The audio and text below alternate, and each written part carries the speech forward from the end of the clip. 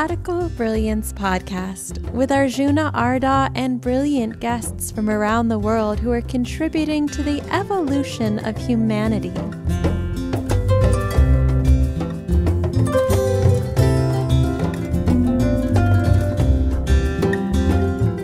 Today's guest is Srini Pillay, who's going to talk to us about the wisdom of slowing down.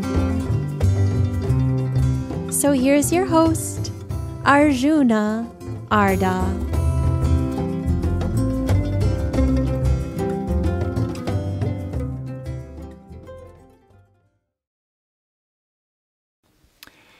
People often ask me, being a kind of radical brilliance guy, okay, so who is the most radical brilliant person you know? I think I've already answered that question with Daniel Schmachtenberger. It's like, with Daniel, it's like meeting somebody who has returned back to our time from like 50 years in the future, the best possible version of 50 years in the future. But really close behind is going to be Srini Pillay, today's guest. Srini is a professor of psychiatry at Harvard University Medical School, practicing psychiatrist together with his wife. His wife actually is a nutritional psychiatrist.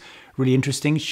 She explores the impact of food, not just pharmaceuticals, but actually food on our psychological state. So she's really interesting. I want to get her on the podcast too. Srini Pillay is going to talk about something fascinating, what he has discovered about slowing down and doing less. So actually the importance of deregulating regularly, like he's actually going to recommend in this podcast to not be in any focused activity for more than 45 minutes and then take a break and deregulate. Take Sundays off, if possible, Saturdays and Sundays off, to really spend more time doing less so that your time doing more is more focused. So this is a wonderful, gorgeous, inspiring, very necessary, very timely missive, considering how much we're all glued to our phones these days, never take a break. The importance of staring at trees. I wish you could see what I see looking out of the window. Well, maybe you can. Take a look. This is what I see looking out of the window. These are the trees that I see sitting from where I am. Pretty gorgeous and wonderful, huh?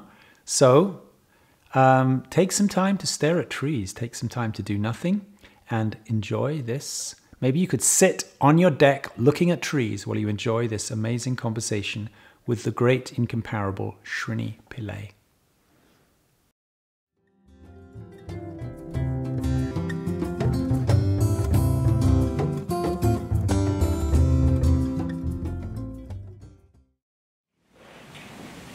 Hey Srini, thank you so much for taking time. Thanks for having me, Arjuna. Thank you. It's always nice to talk to you about really everything. Well, same. We're going to talk today about a topic that doesn't get very much airtime, which is the benefit of unfocus, right?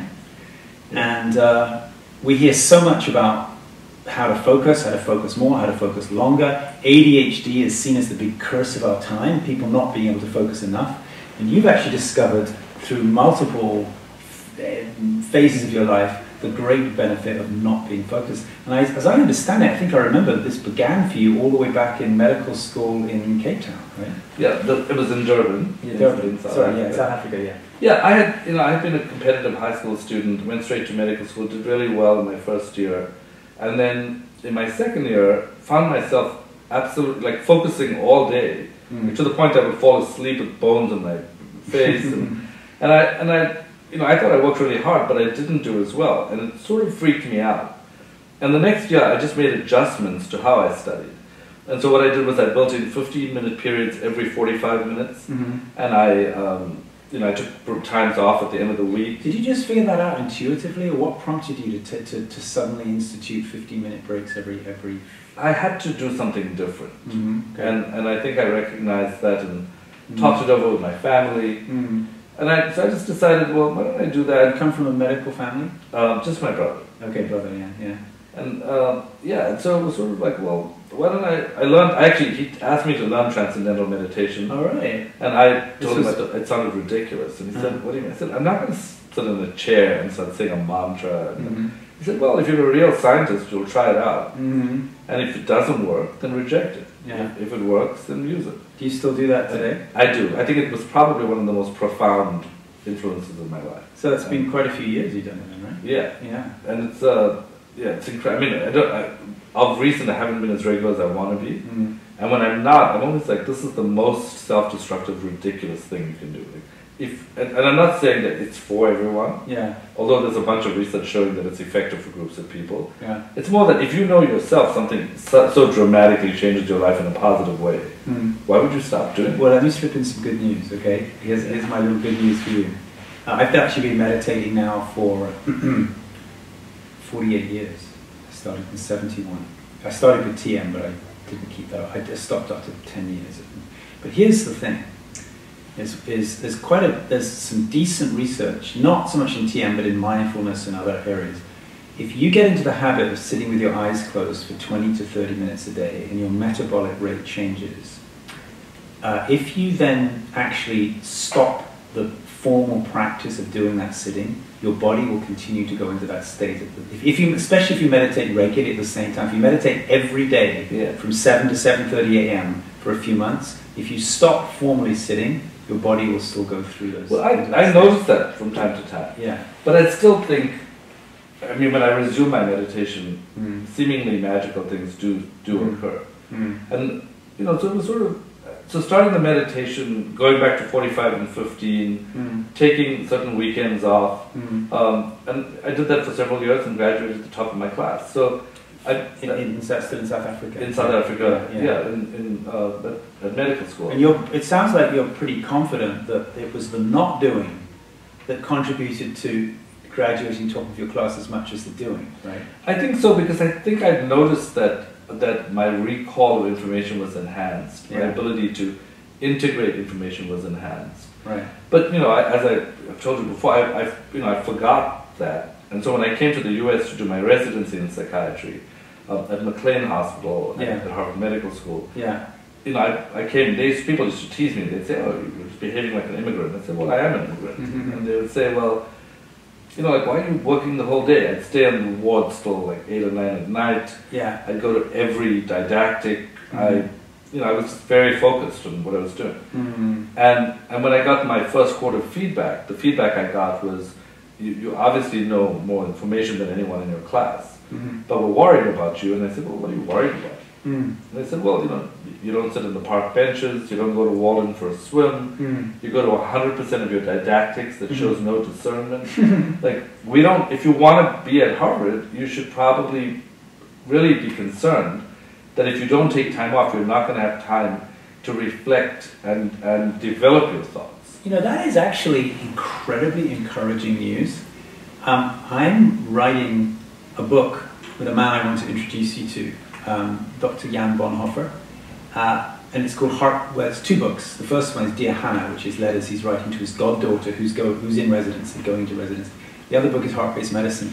And one of the things Dr. Bonhoeffer is concerned about is very much about residency. I mean, medical school is one thing, but he describes residency as like boot camp, where, you know, you sometimes don't sleep for days, you know. He describes living on black coffee and snacks from the vending machine, and even there was a point where black coffee didn't work anymore. He started doing saline solutions just to be able to stay awake. He was getting trained, you know, in surgery, and actually he was the one handling the instruments, and actually his head like dropping towards the table in the surgery. Yeah. So he describes it as kind of horrendous process, and he made exactly this point, that you get trained to not take care of your own body while you're supposedly learning about health. Yeah, I mean it's much better now. I mean there are laws in place, there are rules in place, so people don't work as many hours as we used to. But still, it's a pretty rigorous schedule in any residence. Yes. You know, so I feel like I learned from that, and when I was in my residency, I was still a gunner about it. I was like, okay, I got to be on the bench for like a half hour. I'm going to sit here for 15 minutes. But let me ask you, this attitude they took of concern that you weren't taking enough time off, would you say that was very asymptomatic of the medical world, of medical training at that time? It was very different. Very different. It was very different. Was it a revolutionary teacher you had? Well, the whole program was like that. So McLean Hospital at that time was known for sort of attracting people who were self-motivated thinkers, who wanted to change the world. And you know, for sure that's true, you know, of other Harvard programs as well. But they didn't really have the time. In fact, you know, they often would tease us and say, you're a country club program, like, we don't have the time to do what you're doing. Because your wife was in Boston as well. She was in the Harvard Longwood program. Yeah. And she's now at Mass General. Right. And Mass General, Longwood was not as intense as that's where John Kabat-Zinn started his mindfulness program. Mass General, I think. Yeah, I think he went to Mass General eventually. Yeah. Yeah, so Mass General was very much a kind of... In fact, when I interviewed at Mass General, I was deciding which program to go to. And there was a staff member who was controversial, but I was very fond of him, George Murray, who interviewed me. And, you know, when he interviewed me, he said, well, you know, you've been doing research at McLean. So he said, so you're going to go to McLean? I said, I haven't decided yet. And he said, well, there's just one big difference between McLean and Mass General. If you die in a helicopter accident, no one will notice it in McLean. But if you come to Mass General, we will be mourning your loss. That's how integral it will be to this program. I see. And for me, that was a signal of, oh my God, what did they do with this program? You know, I eventually ended up doing 2 rotations at Mass General, which were intense, and I loved them. But I really appreciated having that time off to think. And I, even in that instance, I graduated at the top of my class. I was sort of, I feel like I have consciously, whether it's true or not, I have consciously tied my achievement academically to having that time off. Right. And you know, this was the thing that so it's that, but also the fact that I have so many different interests that sometimes people would say, you know, are you too unfocused? And I would say, well, I mean, potentially you could offer that critique, except that I noticed that I tended to meet all my deadlines. So, and people who apparently focused would not. When this happened with books I would write, people would say, you know, publishers would be sort of, you know, afraid of that. They would say, you really have to concentrate because we've got to finish this number of chapters. And I would say, what are you talking about? You know, I play music. You know, I take time off. I play hard as well. I was in biotechnology, in starting technology companies, and I met pretty much every deadline. And it was they who didn't meet those deadlines. Let's talk about like what is. I mean, focus. We know it means you sit down. You're going to write. You're going to accomplish goals. Unfocus is a lot of that. Could mean take a nap.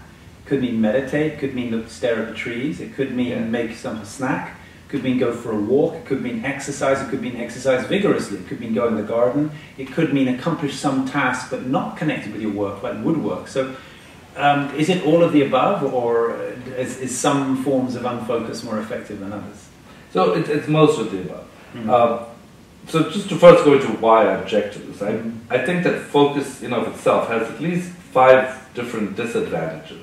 That I think we should be aware of. So the first is that focus drains the brain of energy. And in one study, when they looked at people looking at videos versus people, you know, with intense focus versus people who were just looking at videos, they found that when they gave them a moral dilemma to solve, like someone to save, the group that was focusing intensely couldn't care less. And they only started to care when they got glucose. So that's interesting.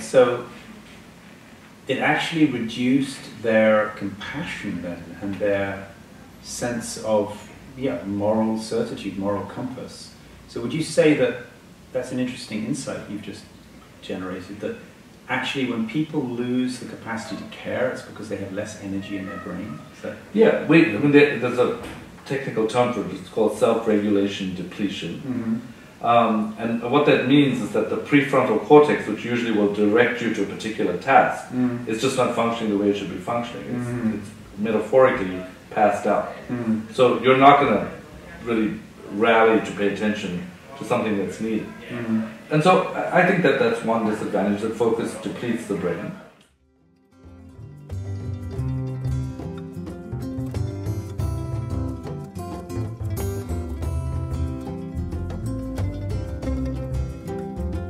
If you're enjoying this podcast with Arjuna Arda and his radically brilliant guest, you might also enjoy our 8-week online group coaching program. It's an opportunity to go deep and get stable in practices that enhance your own brilliance. We only take 20 participants at a time, so in a small and intimate group, you can go through the whole Radical Brilliance Cycle. You'll have an accountability partner in another brilliant aspirant from somewhere around the world. The 8-week coaching program involves 8 one-hour webinars with Arjuna Arda and a group of other Radical Brilliance coaches. You'll also receive 1 30-minute coaching session with your own personal coach every week and 1 90-minute coaching session with Arjuna himself. It's the ideal opportunity to drop deep into yourself, into the source of your own creativity, and to get support for an entire 8 weeks of mining your own radical brilliance and bringing it forth into a project or creation that can truly serve the future of humanity. Find out more at radicalbrilliance.com and click on the Programs tab. So I think the fact that focus can disrupt your ability to care and drain your brain of energy is problematic. Yeah. So that's the first disadvantage. That is a really fascinating insight to dwell upon, that actually people lose, that's lit up lights in my brain, because people losing moral compass or just not caring, not giving a fuck, is actually connected to insufficient glucose in their brain. Right. Who would have thought that? Yeah. Wow. And you see this a lot, like people who are overworked. You know, like you wonder, like, well, how come they just don't care? Well, because they don't have, their brains are not well fed.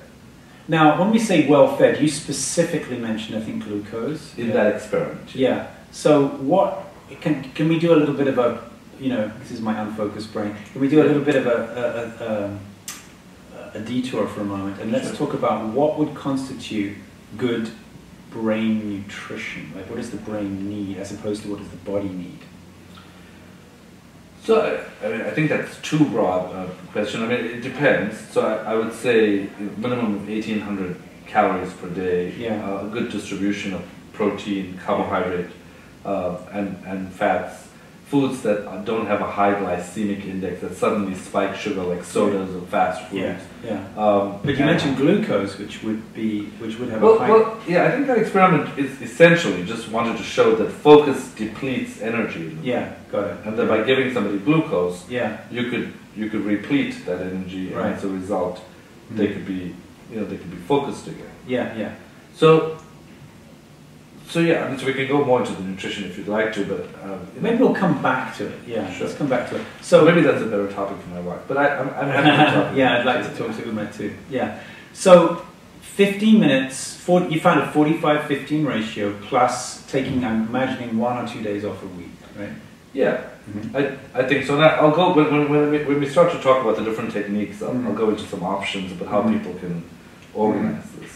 But the thing is also that's so interesting, because this podcast is all about contribution, right? The podcast is not about how to become richer or have a better bestseller or be the most incredible version of you. This podcast is about contribution, and what you're actually saying is that a well-rested, well-nourished brain is more likely to be a contributing brain. People care more when they have enough nutrition and energy in their brain.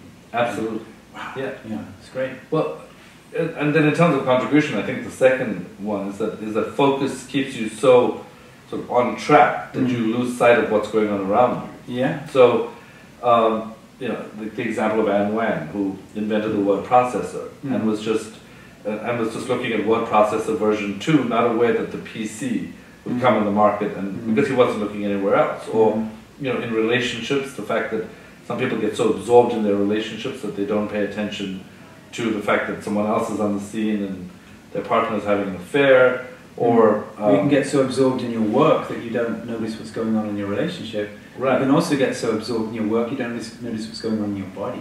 Absolutely. So in terms of contribution, your contribution becomes compromised because you're actually not paying attention to your body so you don't have the energy. You're also not paying attention to things that might take over, or like new trends that could be occurring. Yeah. Which ties in with the third disadvantage of focus, which is that excuse me, when you proceed with your nose to the grindstone, you're not looking up ahead. So you don't see that robots are about to take over this job that you've been doing for many years, and you don't see what any new trends are. The fourth thing is that focus, when you innovate, when you want to be creative, you generally join two or more points, in order to map similarities. Pattern recognition, yeah. Right. Which I think is very associated with dopamine in the brain, right? It can be, yeah. So one of the things we know is that focus keeps you on one point, so it decreases innovation. And then the last thing is that focus fundamentally, the unfocused circuits in the brain overlap with the self circuits. So in terms of contribution, and maybe here there'd be a kind of a fun detour. I think for contribution, I have a few controversial ideas there. So one is, I'm very against the notion of finding your why. In fact, I've been proselytizing instead finding your I, for the following reasons. I'm not against finding your why in the sense that it's not important at all. I just noticed looking at the literature that if you look at the professions that are most associated with suicide, they are often very purposeful professions. Firefighters, veterinarians, doctors, and in my own psychiatrists, right, psychiatrists, actually emergency room physicians, surgeons, so dentists. So a lot of those are very purposeful professions, and in my clinical, I still do clinical work. My clinical experience, more than 2 decades, I've seen. I can't even tell you how many people I've seen. They're in their 60s or 70s, and they come in saying, I don't know what happened to the last 30 years of my life. And I'm like, what are you talking about? You got all these accolades, the world has applauded your contributions. And they say, yeah, but I don't know where I was. Yeah. Like literally, I lost touch with myself. And that actually is tied into not enough unfocused time, right? Where you just where right. you have a sigh. Yeah. Right, and metaphorically what that's about is that focus metaphorically is like picking up pieces of your identity with a fork. Whereas unfocused invites other utensils to the brain, like a spoon for the delicious melange of flavors of your identity. So it's like the scent of your grandmother, or the hue of something, or the smell of the fall. It also invites chopsticks to make connections across the brain, and it invites things like, depending on what you eat, a marrow fork or a toothpick, to dig into the nooks and crannies of the brain to unearth memories that focus would not find. Yes. So just to it's like allowing things to percolate up instead of going after with intention. Right, and as a result, your sense of self is strengthened. I call this psychological center of gravity. And in this very uncertain world, I believe that the one key essential ingredient that you need is this psychological center of gravity. Because then you can proceed into any form of uncertainty and respond with as much of you as you can. Do you think that's similar to what people sometimes call presence? Yes. I think presence is a huge piece of this. Presence is about finding your I. And actually Aristotle said, when Aristotle described a sense of purpose, he described eudaimonia, living a eudaimonic life, which was essentially about living a life with meaning and purpose.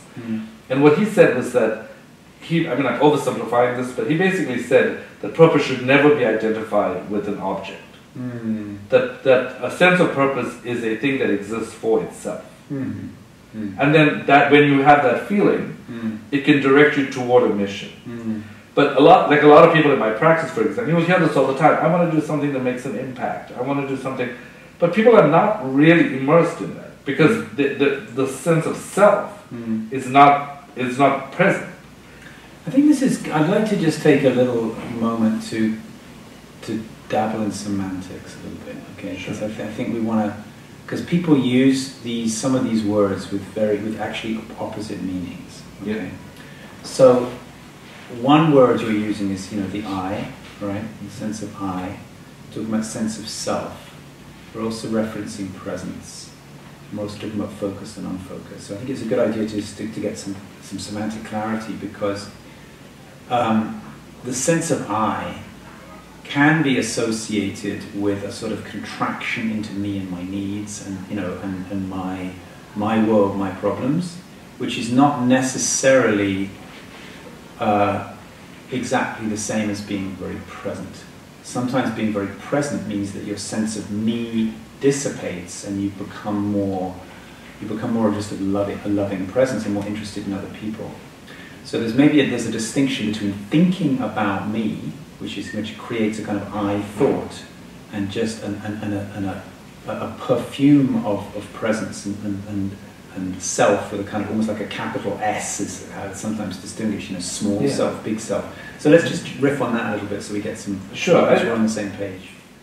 Excuse me. So in a crude way, I think what we're talking about is ego versus a comprehensive sense of self. Yeah. And I think that ego, to a large extent, is a sense of self. And I don't mean this in a Freudian ego sense, it's just sense of self. But in the way we use it popularly, when we talk about this person has a big ego, because all they do is think about themselves, I actually believe that is largely due to a deficit in a real sense of self. Yes, absolutely. I completely with you. I think that's absolutely right. And so when you have that deficit, you've got to overcompensate. Yeah. And then you go into all these spaces. But when you have these unfocused times built into your day, and you can feel a more comprehensive sense of self, you don't feel a need for ego, because when you're walking past an apple tree, it does something for you. Exactly. So actually, the sense of ego or self-obsession enters in an insufficiency of presence, in an insufficiency of showing up. Yeah. Beautiful. Okay. So I think those are the 5 disadvantages of focus. That it drains the brain of energy, that it doesn't allow you to see what's happening in the periphery, that it doesn't allow you to see what's happening ahead, that it really compromises innovation, and that it also compromises your sense of self or presence. And yet you also said that we definitely need times of presence, of focus. Absolutely. Yeah. But we just need them interspersed with non-focus. Well, what I often say to people is that I think the reason I wrote this book was I could have just written, say, hey, chill from time to time. But I wrote a whole book about it because I think that it needs to be strategic. So, for example, a lot of people are unable to. So I think typically people have low levels of brain energy at different times of the day. I think for me it's directly after lunch. Yeah, a lot of people. Or maybe in the middle of the afternoon or right at the end of the day. Now, if you're already running on empty, why wouldn't you want to refuel your brain? So a lot of people say, no, I have to finish this. What they don't realize is that if they don't unfocus, they're actually compromising their ability to finish it or to think creatively. The focus circuit in the brain there are many parts of the brain that contribute to focus, but one part is the frontoparietal cortex, which is basically a pathway that activates whenever you're laser focused on something. Is that what's called task mode network? Yes. Yeah. Okay. That's as opposed to default mode network. Right. And so the default mode network, which we used to think of as the do mostly nothing network, actually uses 20% of the body's energy at rest. So focus just adds another 5%. Okay. Which is interesting because what it tells us is that it's not enough to pick up information. There's a lot of energy that goes into putting information together. So what it means is when you think you're doing nothing, you're still running at 80% of what was happening when you were doing something. That's right. Right. Yeah. Which means a lot of patterns are falling into place, a lot of ahas are happening under the surface. And you're giving your focus brain a chance to relax. So this was a pretty long pathway to get to the point of what you were asking, which is, well, now how do we unfocus in those times and when? So I think 15 to 20 minutes in each of those periods is good. Some people sort of balk at the idea of that they could take that much time off in a work day, in which case I would say, well, start with 5 minutes and build it in a few times in your day. And there are some pretty simple things. So here are some things that I think you can do, and if you want to talk more about them, I'm happy to, or talk about other things too. No, I'd love to hear it. So the first is napping. Yeah. 5 to 15 minutes of napping gives you 1 to 3 hours of clarity, which is pretty remarkable, right? So after lunch, if you are tired and you say, I've got to still finish this, if you just slept for 5 to 15 minutes, you would have additional clarity for 1 to 3 hours. Okay, great. So, you know, so that's the first thing. To become more creative in your contribution, you really want to have a full 90 minutes because you need a full REM cycle. Yeah. Now the problem with that is most people don't have 90 minutes in the middle of the work day, right? Yeah. So if I just a quick chip in here, if I took a 90-minute nap in the middle of the day, I would be exhausted. If I take a 15-minute nap, I'm refreshed. Right. Yeah. And so what I say is if you want to take a 90-minute nap over the weekend when you're doing nothing anyway, maybe you'll get some creative ideas when that happens. Right? And then the other thing about napping is if you nap too much, it can stress your heart out. Okay. And that's because it compromises your sleep. Okay. And so if it compromises your sleep, you're not really able to, your heart is not able to function properly. So napping is the first thing. The second thing is doodling. So just scribbling on a piece of paper can actually, Jackie Andrade and her colleagues did a study that showed that doodling improved memory by 29%. Any doodling? Well, so I think with everything, so I just want to offer a couple of caveats about everything that I'm sharing. One is that, you know, having done brain imaging research for 17 years and seen patients for more than 2 decades, I both believe and don't believe anything I say. Okay, very good. So I think the second thing is that often everything in its opposite is true. Yes. Nice. So these are just frameworks. And they're not personalized, and they should be experimented with, even if there's hardcore research that substantiates. Okay, but still come with all of that caveat in place. What kind of doodling? so any kind of doodling. So basically, just scribbling on a piece of paper. While they were listening to a recording of a woman describing her cats and things that they were doing, and the people who were doodling, it was as if their brains were more absorbent sponges. Oh, okay. So they weren't super tense, whereas the people who were not doodling were paying attention, but their brains were obviously not able to retain as much. Yeah, that said, there was a recent study done on doodling that showed no positive effect. So I think in general, think of these as, if there's evidence, it's worth trying. Then there's a technique called positive constructive daydreaming. Oh, okay. Which is a technique that was first investigated by Jerome Singer in the 1950s. And what he found was that if you just sit at your desk daydreaming, it's not helpful. If you're ruminating over maybe like the prior night's indiscretion, it's not helpful. If, however, you do 3 things. Number 1, schedule time in your day. Number 2, do something low-key, like gardening or knitting, or even walking. And then number 3, while you're doing those things, allow your mind to just float off into something that's pleasurable, like lying on a yacht or running through the woods with your dogs. That the brain, you activate the default mode network because your mind is wandering. Okay. But what's interesting about that is that the lateral prefrontal cortex, the part of your brain that guides you usually, is still on. So in many mind-wandering states, there is an underlying intelligence. So it's not quite wandering as much as you think it is. Which is why I think people have discoveries in the shower. Yes. Or Einstein, when he described his theory of relativity, he described it as a musical experience. Or Carrie Banks Mullis, who discovered a way of making synthetic DNA. He was driving from Berkeley to Mendocino. He was with his girlfriend. She was in the car. She was asleep. They had a little bit of wine. They were driving up a winding road. All of a sudden, they encountered this rock. Got out of the car, jumped out of the car, started scribbling some stuff on the rocks. Went back. And when you look at, and anyway, that's how he discovered PCR. And when you look at interviews of his lab mates, they really hated it.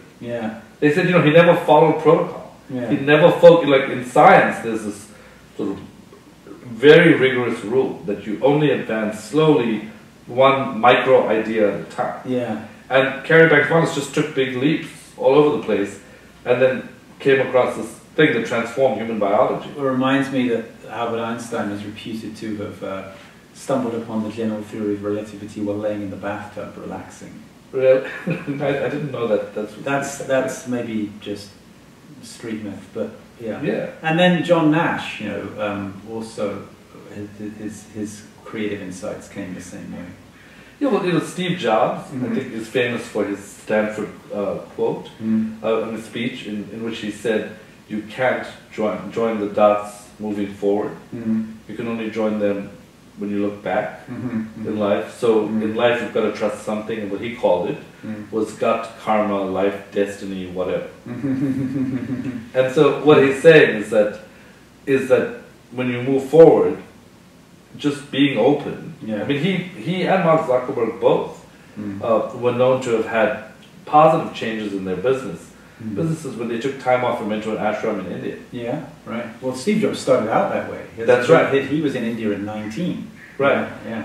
So, there's lots of LSD involved too. That's right. Yeah. And I suspect in the Carrie Banks Mullis time, Berkeley in that era certainly was known for that. I don't know what he was doing specifically.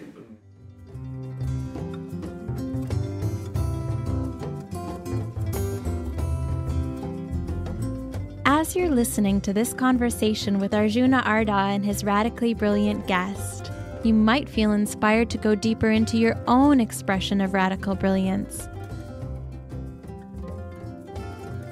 Come join us for a one-week Radical Brilliance Laboratory held in a beautiful rural location in the Sierra Nevada mountains of California. During the laboratory, you'll have an opportunity to dive deeply into all 4 quadrants of the Brilliance Cycle.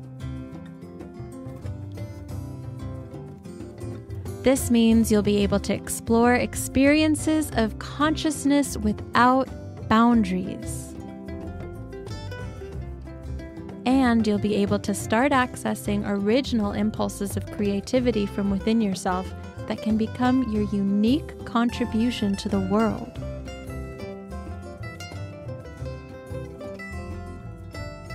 You can get in touch with your own learning and integrate mistakes that will allow you to mature and grow.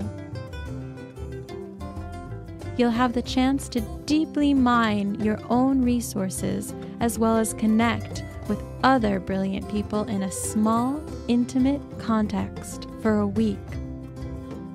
You can check out the Radical Brilliance Laboratories at radicalbrilliance.com under the Events tab. Yeah, I've got a question. Can I? Are you in the middle of a flow? No.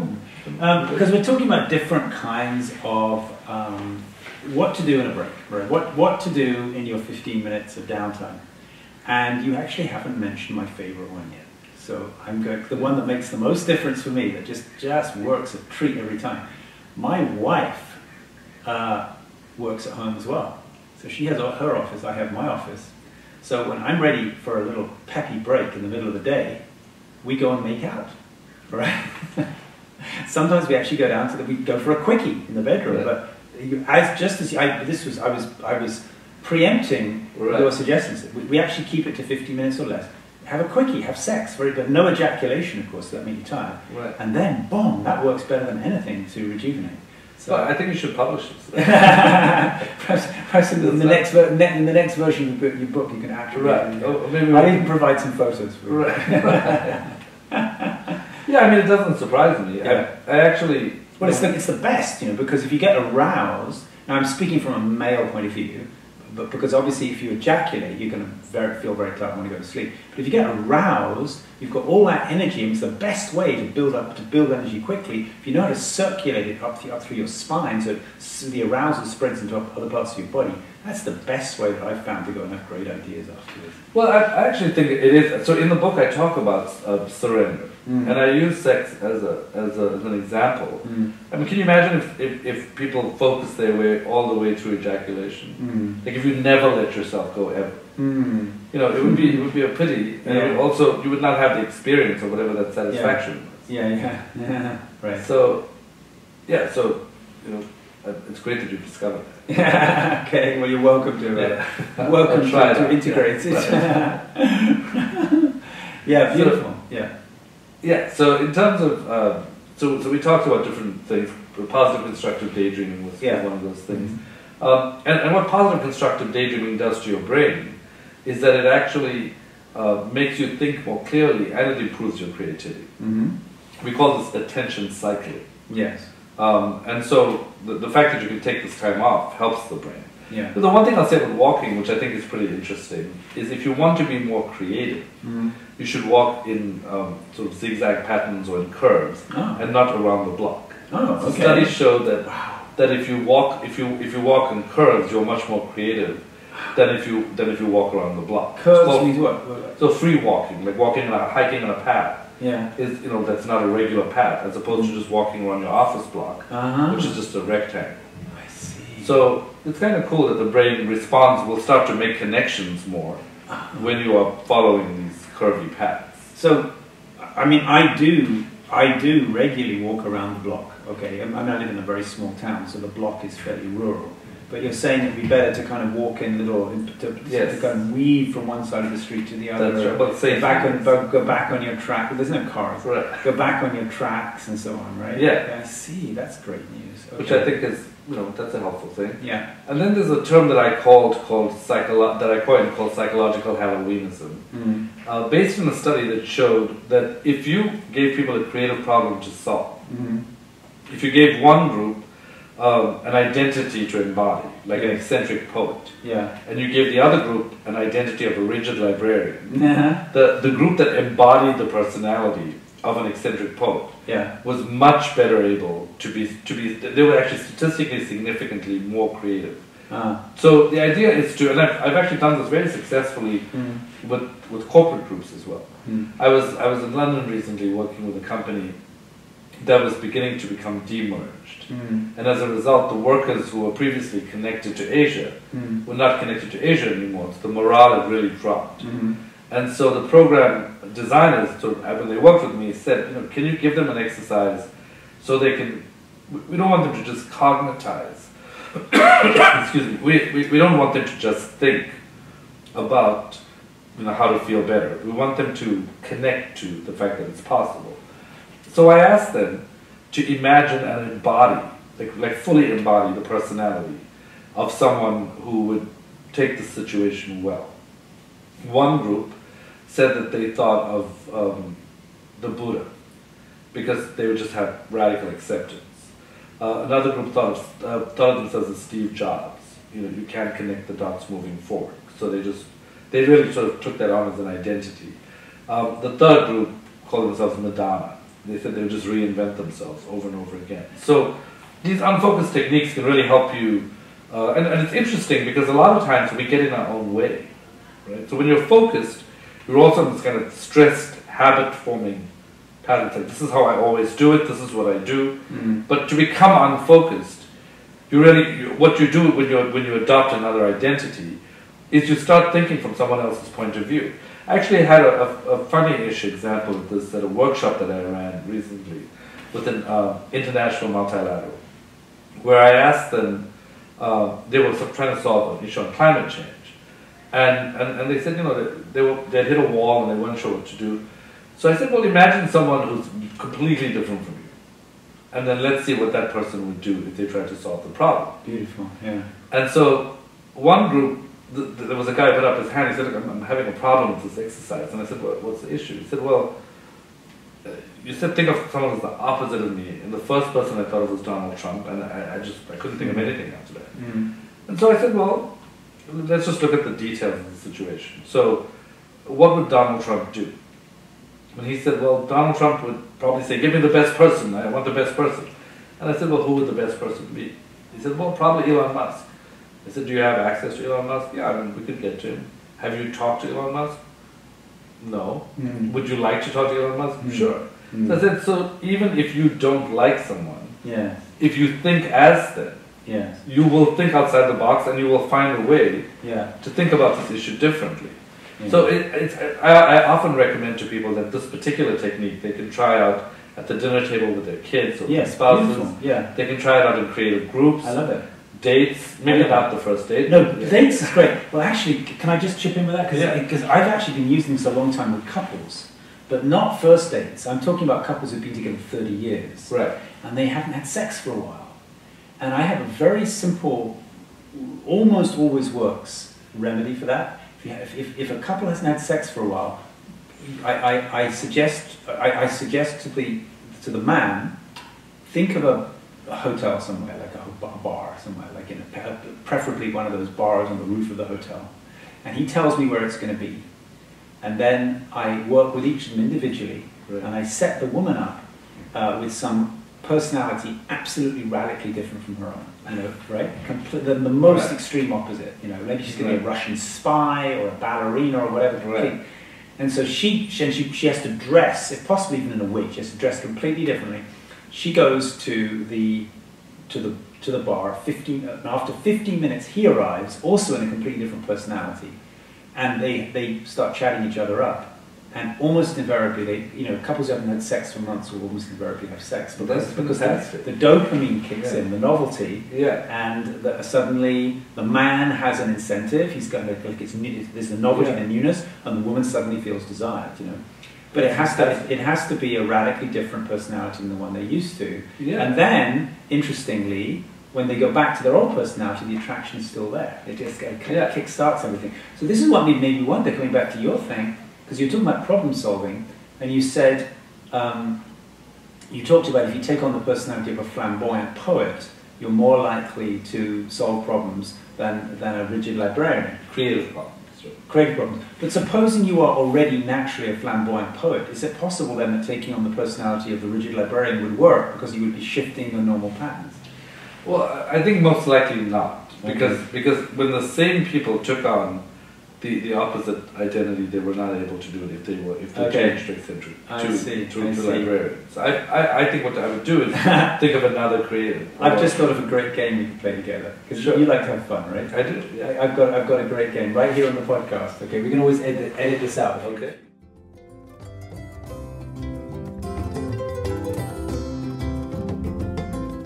If you're enjoying this podcast, you might enjoy dropping by radicalbrilliance.com. We've got an ebook for you which explains the radical brilliance cycle, the way the cycle gets blocked, and the practices that best open up the cycle again. We also have 5 days of gifts and insights for you, delivered every day by email and video, which go much more deeply into the phases of the cycle, the ways that the cycle can become a kind of diagnosis of blocked brilliance, and a way to accurately find the right practice for each person.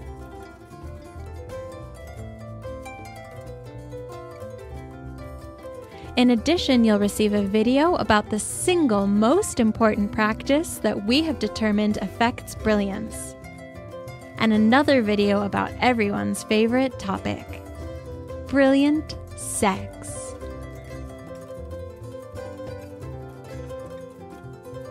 It's all totally free, prepared for you as our guest. Please come to radicalbrilliance.com. Register on the homepage and you'll receive the ebook right away. Then you'll be guided through the 5 days of videos to take you deeper into your own radical brilliance.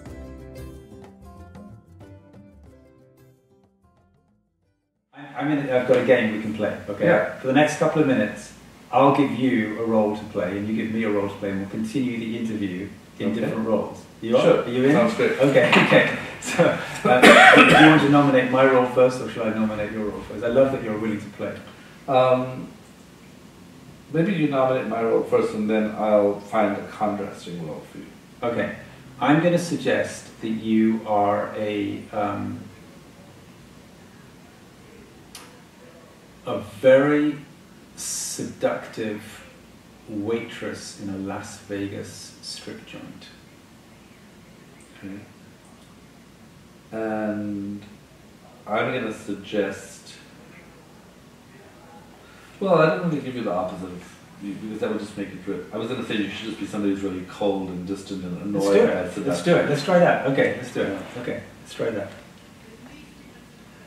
So are we just role-playing a scene, or are we continue with it. Let's do whatever we want. Let's just give it a couple of Okay. minutes. Okay, we'll just try it, just to see what it does for creativity. Sure. What do you want? Just noticing how attractive your intensity is. I am not available for this kind of conversation, thank you. I understand. I'm simply commenting how you are. I mean, you're poised. It's really your presence. I think my posture is absolutely appropriate to the moment. Well, you know, look where your hands are. My hands are touching my portable electronic device. Yeah, they're in a very particular position. I don't want to suggest you're being defensive. And all I'm saying is that you're really attractive. You know, but I mean, I understand that you sound like you're bothered. Are you feeling tired today? I am adequately rested. Thank you very much for your concern. Yeah, I feel I understand what you're feeling. I don't know if you're married. But what I'm going to say is, I'm here. It's extremely kind of you. I am married. Thank you. Good. That was great. Okay. So let's see. How was that? Because we shifted out of what's normal. Well, I think what's interesting about it is, in that instance, I wasn't sure whether we chose the wrong identities. Meaning, if I was going to be that person, I think maybe you should be creative too. Okay. Should we try another one? Yeah. Okay. You suggest both roles, and I'll play along. To maximize creativity. This is a great game. Anybody can play. It's a really good idea. If you have an unsolved problem, especially if this podcast is all about contribution and solving the world's big problems. If you're working on a problem, try solving your problem from a whole different perspective. So why don't we think of a global problem and then take on different identities and see if we can have some good ideas? Okay. So let's think of a problem. So the first problem I think of is the amount of stress there is in the world. Okay. And is there a way that we can think about reducing the amount of stress? Right. Give me a role, I'm ready. So I want you to be Angelina Jolie. Okay. All right. And I want you to then, as Angelina Jolie, recommend to me what. So yeah, let's do that. So we'll do it one at a time. So I'll just be me. You'll be me. I'm going to be Angelina Jolie. Yeah. I just watch a lot of television, so I don't really know. Well, think of her persona. Okay. You know, but do you know anything about her? Well, enough. She was married to Brad Pitt. Okay. Yeah. All right. So So Angelina, I'm feeling so stressed today. My life in general. What should I do? You just really got to let go of that, because there's a lot of starving babies in the world who need parents, and we just gotta give love, and just be cool. So it's helping me, because what you're telling me is that one way to become de-stressed is to have a sense of purpose. Well, adopt children, that's what we did. We adopted a lot of children. Now, of course, our marriage didn't last, but we adopted a lot of children. I've got all these children now, and I discovered love I didn't even know I had. I discovered I feel like the way to reduce stress is find a lot of people to love. So I think what you're telling me is two things. One is find a sense of purpose. The other is, in your own way. Don't overthink this, baby. Just chill, relax, and love people. Well, and make movies, great movies. Well, do your movies de-stress you? Yeah, of course they do. Yeah. In what way? Well, because I've made incredible movies about people doing incredible things. I made that amazing movie. I can't remember what it was now. It was about a woman who started the shopping network or something. I think that was one I did. Yeah. I can't quite remember. I'm so de-stressed. I can't quite remember which movies I've made. But I made a movie. Yeah, I've made amazing movies that of course they de-stress you, because it's creativity. You've got to just have a lot of children around and a lot of creativity. Yeah. So I'll earmark what I think this exercise did. Yeah. Okay. Good. So by taking on a different identity. Yeah. You basically recommended to me to decrease stress. Number one, have a sense of purpose. Right. Number two, find ways to activate love within yourself. Yeah. Number three, find different roles for yourself Yeah. so that you don't have to be stuck in your current role. Well, there's another thing is that I am normally, in my personality, quite cognitive and analytical. And I don't know that much about Angelina Jolie, but I kind of, it gave me permission, whether it was her or not, to become, to kind of, let's not overthink this. Should we do the reverse? Sure. Well, Okay. let's find another. Okay, so let's do another one. We're going to do the amount of plastic in the ocean, and you're going to be Lady Gaga. Well, can you tell me what your specific concern is and what problem you'd like to solve? Yeah, we've got a whole bunch of plastics getting dumped out in trash boats are taking all this plastic out in the ocean, dumping it in the ocean. There's an island now formed in the middle of the Pacific, 3 times the size of Texas, and it's just plastic. So Lady Gaga, I think one of the things I think about is what made me not care about anything the way that people might not care about plastic. And I had a point in my career where I really didn't want to sing anymore. And I didn't want to sing anymore because I was doing stuff I didn't want to do. I was taking selfies. I had much more to offer the world. I was selling perfumes. I didn't even like doing that. And so I said to myself, you know, I seem to not care about what I'm doing the way that people don't care about plastic. Because I'm not living my life as who I am. So what should we do about all the plastic? Because I mean, this is a huge problem. So, and then I went home and I looked at myself in the mirror and I said, you know what, I'm gonna say no to things. I'm gonna say no, because if I say no, I'm gonna be able to sleep with myself. And I went home and I looked at myself in the mirror and I said, you have integrity, because now you're saying no when you mean no. And so one of the things we could get to is identify the businesses that are responsible, and look at the chain that leads to plastic being in the ocean, and try to see how many of them are burnt out and frustrated, so much so, like the leaders presumably are burnt out and frustrated, so they're not changing any of this. Maybe we could institute corporate programs for those particular corporations to help them be less burnt out so that they started to care. Okay, so how did becoming Lady Gaga affect you? Well, the one thing I know about Lady Gaga is what I just said. And I think it took me to a place of what was the most profound thing that I know about her in her life. And I think knowing that she was burnt out and that's when she stopped caring made me think about leaders who don't care when they're dropping plastic in the ocean. And in the same way that she started to say no, we could construct a program for leaders to help them figure out what they need to say no to free up brain space to actually start thinking about this.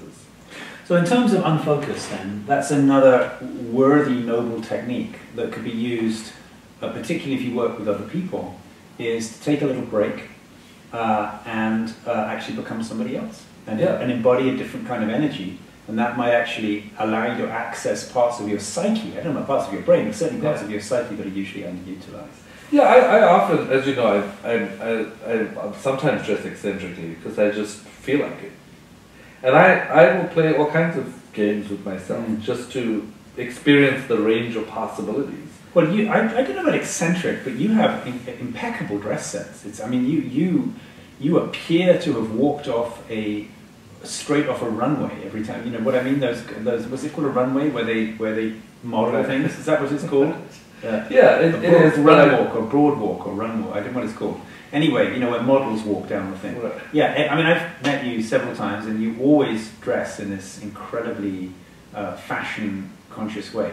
Well, because I think clothing sort of changes your identity. That psychological Halloweenism is about, and I don't think I do it specifically for that reason. I think I do it because I'm interested in clothes. Yeah. But I do think what you wear can change how you feel. And that's maybe another thing about taking a break, is perhaps, you know, you go have a shower and put on different clothes. Yeah? Yeah. You know, it's funny, my Twitter profile, the way I describe myself is somewhere between martinis and meditation. Cool.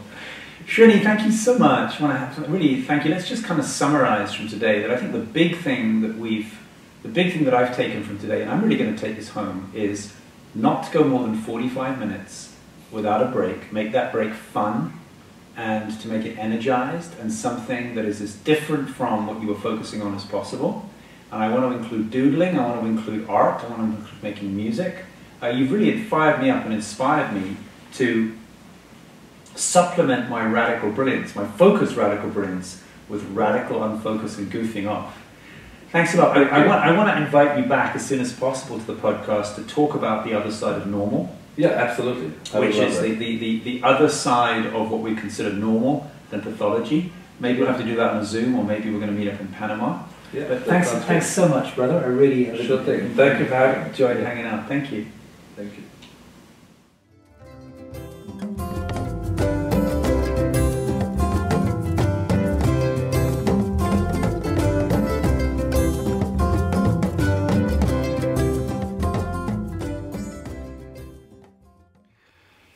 Hey. I hope you enjoyed that as much as I enjoyed talking to my friend Srini. So, where are we going to go from here? I'll tell ya. We're going to do less. So I would suggest, because actually doing less, well, you could just do less right now. You could switch off this podcast and give yourself a break. Take a nap, or go look at some trees, take a walk, do something unproductive. But maybe you might want to do a little bit of that and then take a journal and see if you could make some commitments for the next 7 days. What kind of breaks you're going to take? Now, depending on your work, you may not be able to take 15 minutes off every 45, which is what he recommends. 45 minutes on, 15 off. That's what I do. I actually do woodwork when I'm not on the computer. I go build something. So how are you going to implement this in your day? See if you can clear an entire day on your calendar when nothing is happening. See if you can implement inactivity into your activity. And I look forward very much to seeing you on our next episode. And please, while you're here, if you're on the Apple Podcast app, please go ahead and give us 5 stars. The more 5 stars we get, the more we rise up in the echelons of podcasts and the more likelihood we have of world domination. Thank you so much, and see you soon.